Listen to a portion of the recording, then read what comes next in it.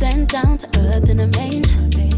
Well, everyone, welcome back. So some of you guys are already riding on this journey with me, so you already know the deal. We've been journeying through the book of John leading up to this Christmas, and we've made it to chapter 18 today. And so without further ado, let us jump right on in. Chapter 18.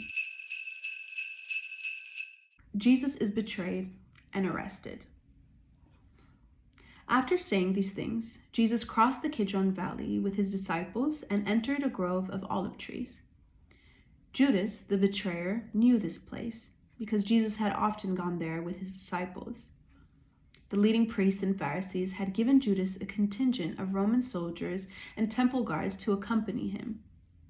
Now, with blazing torches, lanterns, and weapons, they arrived at the olive grove. Jesus fully realized all that was going to happen to him, so he stepped forward to meet them. "Who are you looking for?" he asked. "Jesus, the Nazarene," they replied. "I am he," Jesus said. Judas, who betrayed him, was standing with them. As Jesus said, "I am he," they all drew back and fell to the ground. Once more he asked them, "Who are you looking for?"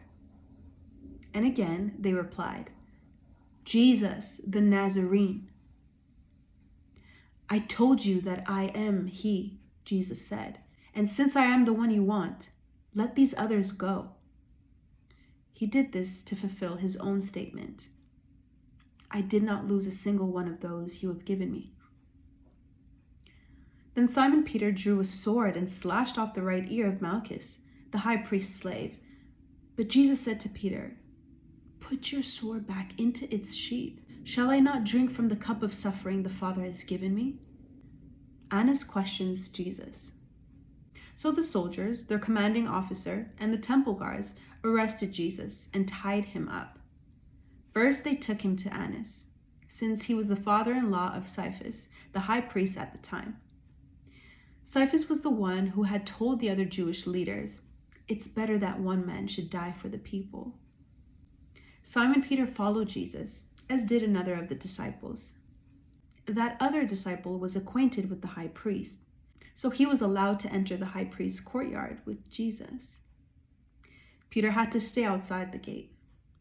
Then the disciple who knew the high priest spoke to the woman watching at the gate, and she let Peter in. The woman asked Peter, "You're not one of that man's disciples, are you?"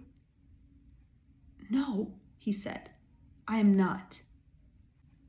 Because it was cold, the household servants and the guards had made a charcoal fire. They stood around it, warming themselves, and Peter stood with them, warming himself. Inside, the high priest began asking Jesus about his followers and what he had been teaching them.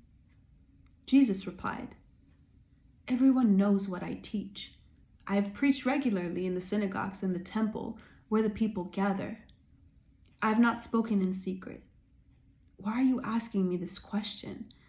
Ask those who heard me. They know what I said." Then one of the temple guards standing nearby slapped Jesus across the face. "Is that the way to answer the high priest?" he demanded. Jesus replied, "If I said anything wrong, you must prove it. But if I'm speaking the truth, why are you beating me?" Then Annas bound Jesus and sent him to Caiaphas, the high priest. Peter denies knowing Jesus.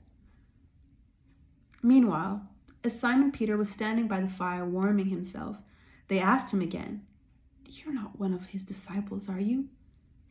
He denied it, saying, "No, I'm not." But one of the household slaves of the high priest, a relative of the man whose ear Peter had cut off, asked, "Didn't I see you out there in the olive grove with Jesus?" Again, Peter denied it, and immediately a rooster crowed. Jesus stands trial before Pilate. Jesus' trial before Caiaphas ended in the early hours of the morning. Then he was taken to the headquarters of the Roman governor. His accusers didn't go inside because it would defile them and they wouldn't be allowed to celebrate the Passover. So Pilate, the governor, went out to them and asked, "What is your charge against this man?" "We wouldn't have handed him over to you if he weren't a criminal," they retorted. "Then take him away and judge him by your own law," Pilate told them. "Only the Romans are permitted to execute someone," the Jewish leaders replied. This fulfilled Jesus' prediction about the way he would die. Then Pilate went back into his headquarters and called for Jesus to be brought to him. "Are you the king of the Jews?" he asked him. Jesus replied, "Is this your own question, or did others tell you about me?" "Am I a Jew?" Pilate retorted. "Your own people and their leading priests brought you to me for trial. Why? What have you done?" Jesus answered, "My kingdom is not an earthly kingdom. If it were, my followers would fight to keep me from being handed over to the Jewish leaders. But my kingdom is not of this world." Pilate said, "So you are a king?" Jesus responded, "You say I am a king. Actually, I was born and came into the world to testify to the truth. All who love the truth recognize that what I say is true." Pilate hands Jesus over to be crucified. "What is truth?" Pilate asked. Then he went out again to the people and told them, "He's not guilty of any crime. But you have a custom of asking me to release one prisoner each year at Passover. Would you like me to release the King of the Jews?" But they shouted back, "No, not this man. We want Barabbas." Barabbas was a revolutionary. All right, y'all, another cliffhanger there. Tune in tomorrow to find out how the rest of the story ends.